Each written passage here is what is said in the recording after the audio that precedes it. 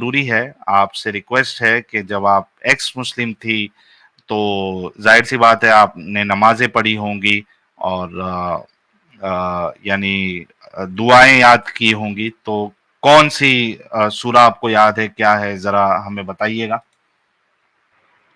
जी, बहुत ही फ़ेमस वाली जो है और जो मेरी फ़ेवरेट हुआ करती थी, वो वाली सुना देती हूँ, जिसका मतलब मुझे बाद में पता चला तो मैंने बोलना बंद कर दिया। तो वो है कुल वल्लाहु अहद, अल्लाहुस समद, लम यलिद वलम यूलद वलम युकुल लहू कुफुवन अहद। उसके बाद सना भी है, तो मैं सुनाई देती हूँ। सना सुब्हानक अल्लाहुम्मा व बिहम्दिका व तआला जद्दुका व ला इलाहा गैरुका। आप थोड़ा माइक जो आप है थोड़ा ना, माइक थोड़ा-सा जो है ना नज़दीक थोड़ा ले सा लें। नजदीक ले ले। अभी आ रही है सही आवाज? हाँ, ये सेटिंग हाँ, पे ही ये रखिएगा। सेटिंग पे रखिएगा। ओके, ठीक है, डन।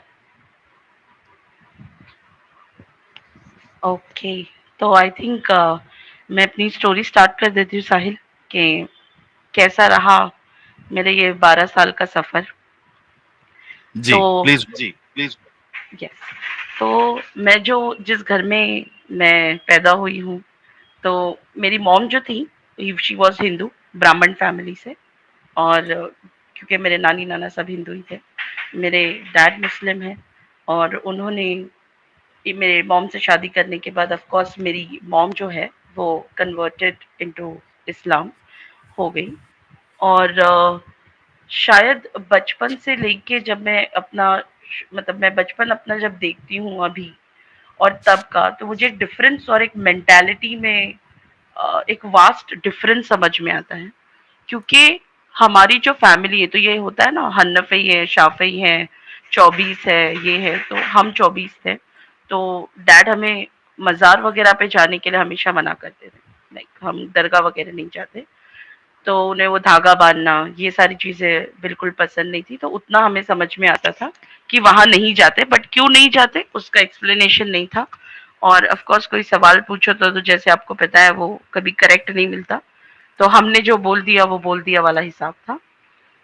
टिल द टाइम जब मैं आई थिंक अपने में जो सुन्नत होता है कि एक बार 7 साल की उम्र हो गई तो कुरान पढ़ना ही चाहिए, नमाज पढ़ना ही चाहिए, वो अपने पे फर्ज हो जाती है। तो उसी तरीके से मेरी जर्नी भी शुरू हुई।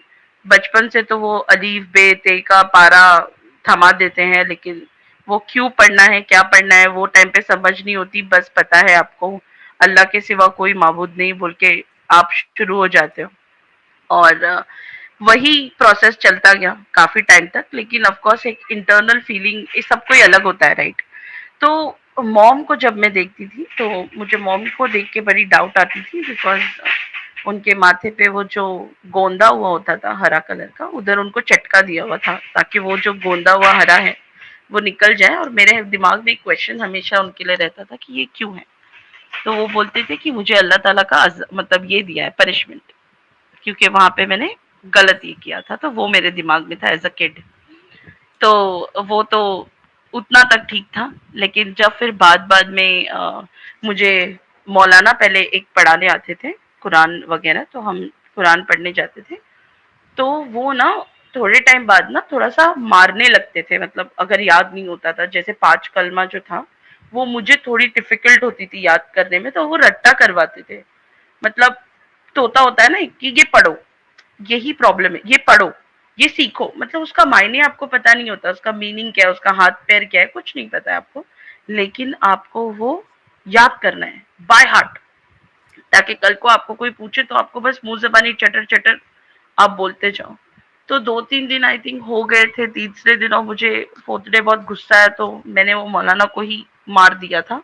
वो जो हमारा जो कुरान रखने वाली ये होती है ना, उसको ही लेके मैंने उनको मार दिया था। तो उन्होंने आना बंद कर दिया दूसरे दिन से और बोले मेरे डैड को कि मैं इसे नहीं पढ़ाऊंगा।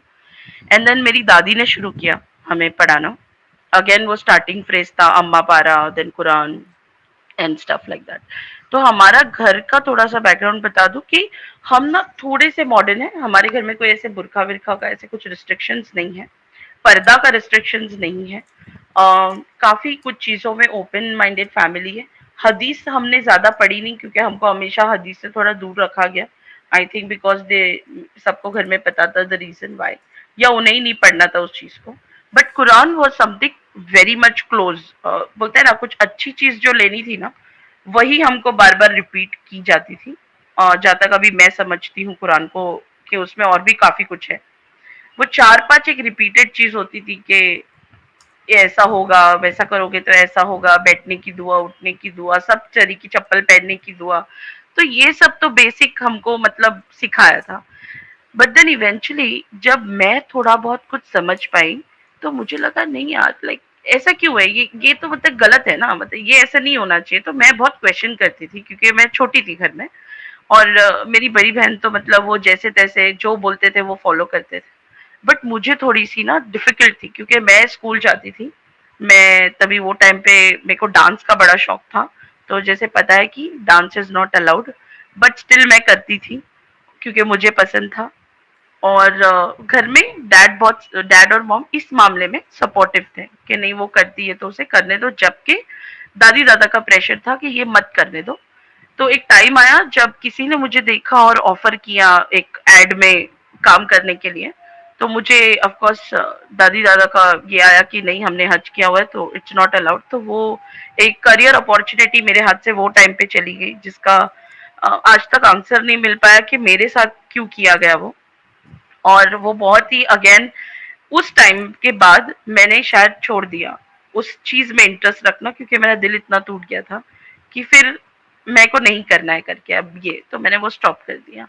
उसके बाद भी रिस्ट्रिक्शंस, जैसे 5 टाइम तो नमाज was compulsory in the house. अगर आपकी नमाजें छूट गई है तो आप रिटर्न आओ, पढ़ो, और जो आपको सोना है सो जाओ, लेकिन आपको पढ़ना है। आप कितना भी थक कर आओ, कुछ भी आपको, वो रिस्ट्रिक्टेड था, वो आपको करना है।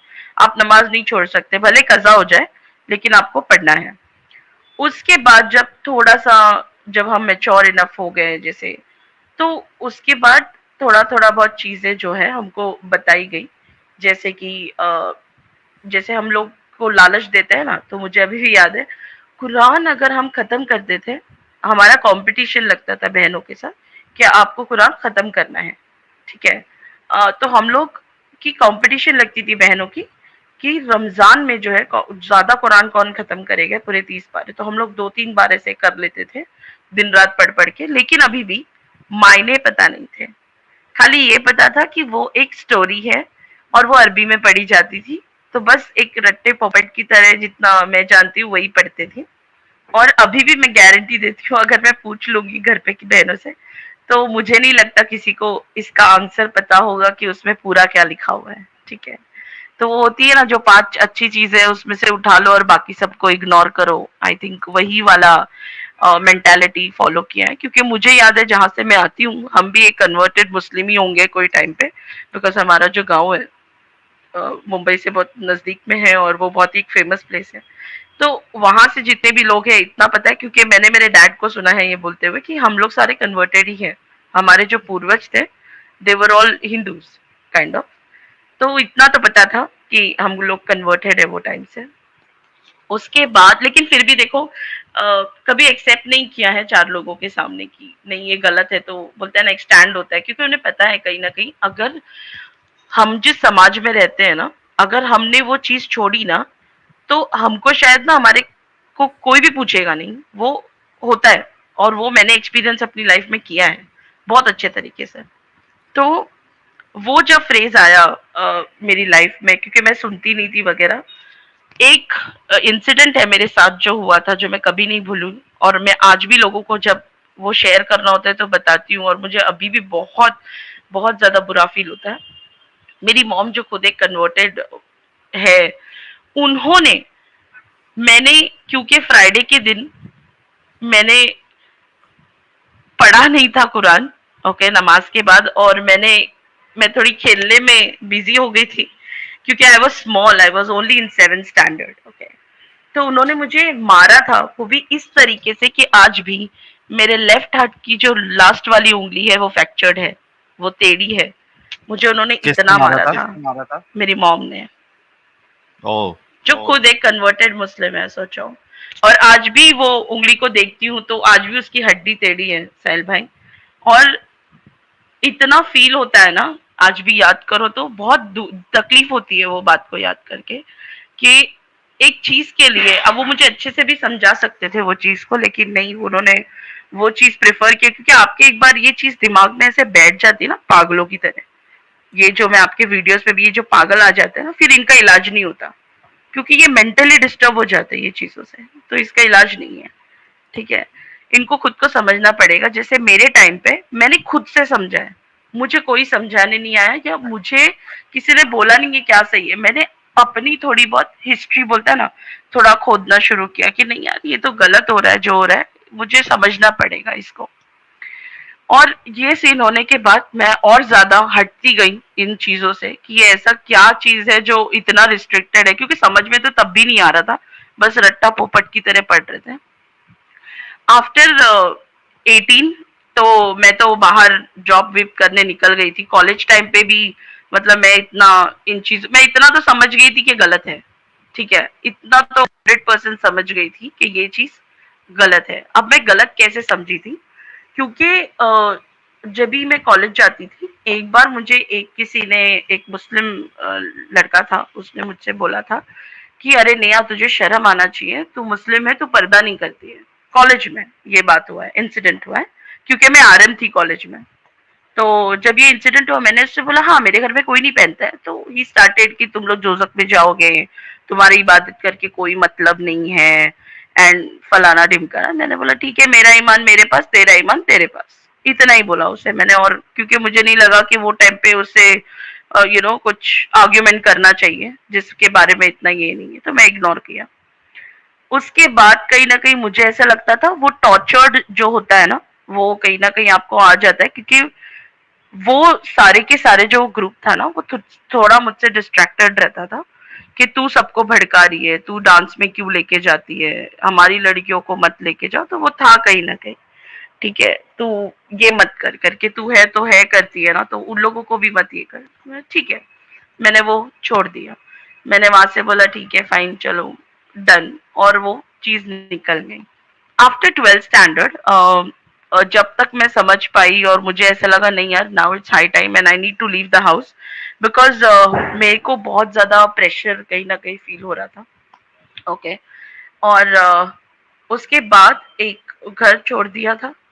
घर छोड़ने के काफी टाइम बाद, like 2 years after I left house, तब तक तो फैमिली के टच में भी थी काफी टाइम तक, कि आना जाना लगता था, क्योंकि मैंने बोला कि मेरे टर्म्स अलग है, तो डैड को पसंद था जिस तरीके से मेरा रहन सहन था। नौ रहन सहन इसका मतलब ये नहीं कि मैं कुछ आवारागर्दी कर रही थी, बट चीजों के क्वेश्चंस मेरे अलग होते थे।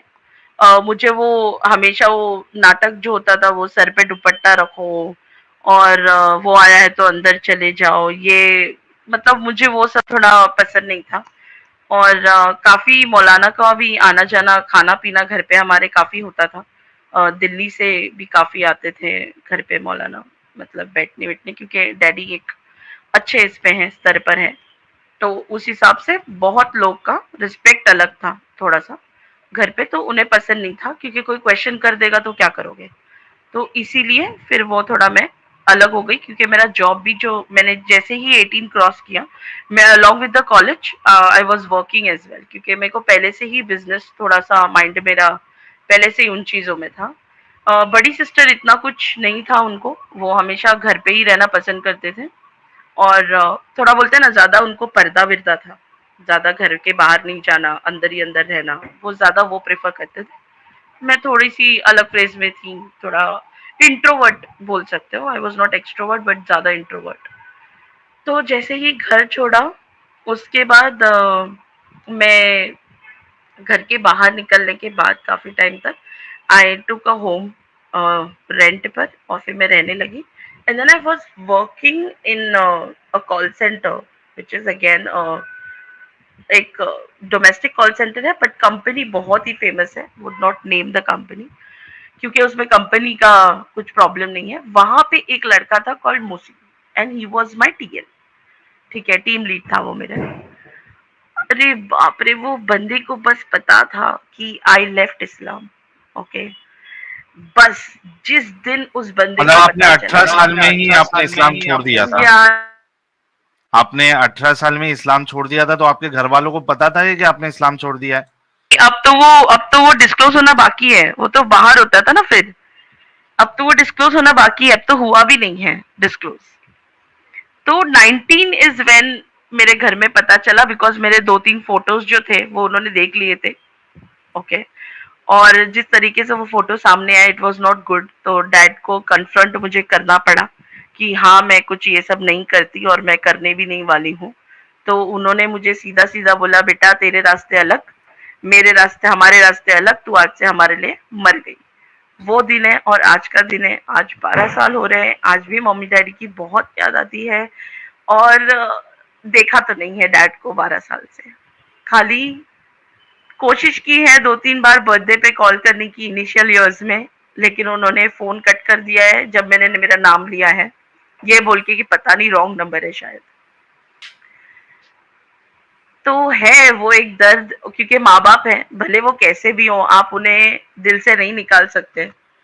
भले आप, उन्होंने आपके साथ कितना भी वर्स्ट किया होगा शायद, लेकिन माँ बाप तो, उनकी जगह बोलते हैं ना, दुनिया में कोई नहीं ले सकता और ना कभी लेगा मेरे लिए। तो यस, उनकी याद हमेशा है। अभी भी है, बहुत अच्छे से है। कभी मन होता है तो बहुत दूर से जाके ऐसा देख लेती हूँ, छुपे छुपाए, पूरा कवर करके अपने आप को। और समझ में आने नहीं देती कि मैं ही हूँ, ताकि बस देख सकूं और खुश हो जाऊं। इधर एक मिनट मैं इधर आपको एक रोकना मिनट मैं आपको चाहूंगा। रोकना चाहूंगा। ठीक। I mean, I mean, what what kind of kind of ideology is this ideology is यार? This? What kind of ideology is this? 18 साल की बच्ची है, वो इस्लाम उसको सही नहीं लग रहा है, वो फॉलो नहीं कर रही है, वो उससे बाहर आ गई है। 18 साल की बच्ची को ये कहना कि भाई तुम चूंकि अब इस्लाम नहीं फॉलो करती हो, तुम्हारे रास्ते अलग, हमारे रास्ते अलग, और वो फिर अपनी जिंदगी अलग गुजारे, और आप उसके साथ जो है वो अपना कोई भी रिश्ता कायम नहीं रखना चाहते हो। आई I मीन mean, यार क्या पागलपन है यार। बच्चों के लिए तो एक इंसान अपनी जान दे देता है यार, और तुम ये फेक मजहब, इस कल्ट के लिए तुम्हारा वो जो 18 साल का जो प्यार है वो तुमने खत्म कर दिया एक कल्ट के लिए। अरे तुमको मानना है तुम मानो यार, तुम दिमागी अपंग रहो, तुमको मानना है, तुमको बेवकूफ रहना है, तुम रहो। लेकिन अगर तुम्हारा बच्चा नहीं मान रहा है तो तुम उससे सारे रिश्ते तोड़ दे रहे हो, और एक लड़की को तुम ऐसी छोड़ दे रहे हो कि जाओ जो करना है करो, हम तक नहीं आना।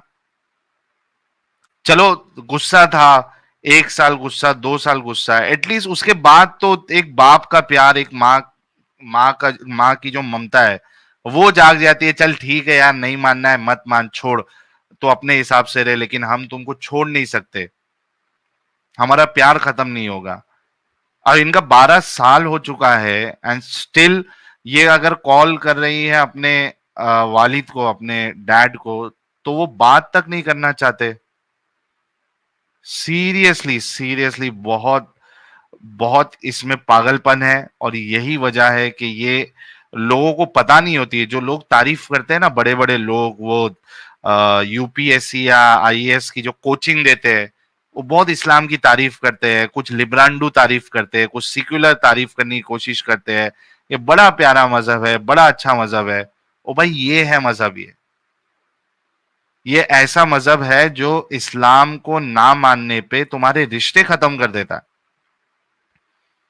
माँ की ममता खत्म, बाप का प्यार खत्म, रिश्ता खत्म।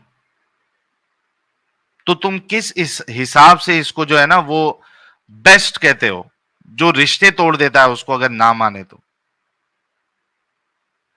बहुत दुख हुआ नेहा जी की ये बात सुन के। I can understand her pain, लेकिन 12 साल से इस तरीके का मामला चलना, that is very sad. We are with you Neha ji. आप आगे बताइए कि क्या आप बताना चाहती है।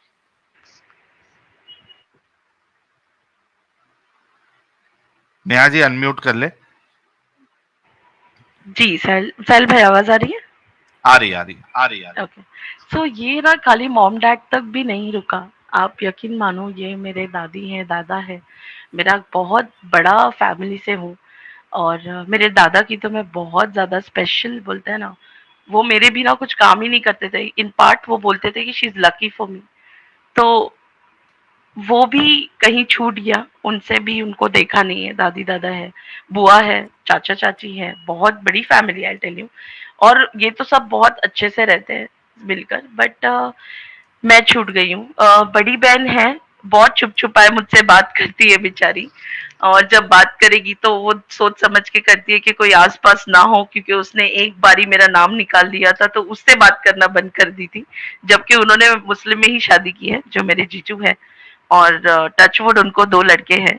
तो उनसे भी बात करना बंद कर दी थी घर वालों ने, कि मतलब डैड ने, कि उसका नाम मत लिया करो घर में, वो है ही नहीं अपने साथ अभी। मतलब इन शॉर्ट, मैं कभी एग्जिस्ट ही नहीं करती थी शायद वो फैमिली में। और जिस तरीके से जा रही है चीजें, मुझे नहीं लगता मैं कभी उसमें जगह बना भी पाऊंगी, चाहे मैं कितनी भी करेक्टर हूँ। क्योंकि जहां तक मुझे पता चलता है, एक ही बार मुझे एक वॉइस कॉल आया था मेरी मॉम का। मुझे लगा वो पूछेंगी कि मैं कैसी हूँ और कैसे रह रही हूँ, बट अनफॉर्चुनेटली वो मुझे उस कॉल पे बददुआएं डाल रही थी कि अल्लाह तेरे साथ ऐसा करेगा, तू इसमें जाएगी, तेरा कभी खुशी नहीं होगी तुझे, मतलब वगैरह वगैरह। And it broke my heart, मतलब बहुत गंदे तरीके से। सिंस देन शायद मैंने उन्हें कभी इन टच करने की कोशिश नहीं की, और मैंने उधर ही सोचा कि अब खत्म नहीं, अब उनके रास्ते अलग हैं, अपने रास्ते अलग हैं। लाइफ में मूव ऑन करो, प्रूफ करके दिखाओ। और टचवुड, मतलब आई एम ब्लेस्ड बोलूंगी कहीं ना कहीं, शायद मैंने कभी गलत नहीं किया था लाइफ में। ह्यूमैनिटेरियन ग्राउंड पे मुझे लगता है कि मुझे जितने भी लोग मेरी लाइफ में मिले हैं, बहुत ही अमेजिंग मिले हैं, और वो स्टिल कैरी ऑन हो रहा है। I am working right now in a very good company. और मैं किसी रिलीजन को यहाँ पे प्रमोट नहीं करूंगी, because I am following up a religion right now which is great, and I am very happy with it. लेकिन हाँ, I am right now very much happy. एक है कहीं ना कहीं कि वो चीज नहीं है जिसकी बददुआएं मुझे अभी भी मिलती है जब किसी को पता चलता है तो।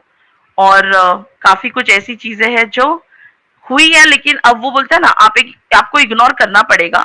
आज भी किसी को अगर मैं बोल दूं ना कि हाँ मैं थी कभी मुस्लिम और मैंने अपने आप को चेंज किया, या मैं आई लेफ्ट इस्लाम, ओके, तो उनका मुंह जो है ना, वो पता नहीं किसकी टट्टी की तरह हो जाता है आज भी। जैसे पता नहीं, मुझे शायद राशन या गेहूं भी मेरे घर पे नहीं मिलना चाहिए, जैसे वही भरने आते हैं मेरा घर का राशन। और उनके पहले मुंह से यही निकलता है कि तुम तो जोजक में ही जाओगी। तो अब तक तो मैं नहीं गई हूँ, तो मुझे लगता है कि शायद आखिर तक भी नहीं जाऊंगी।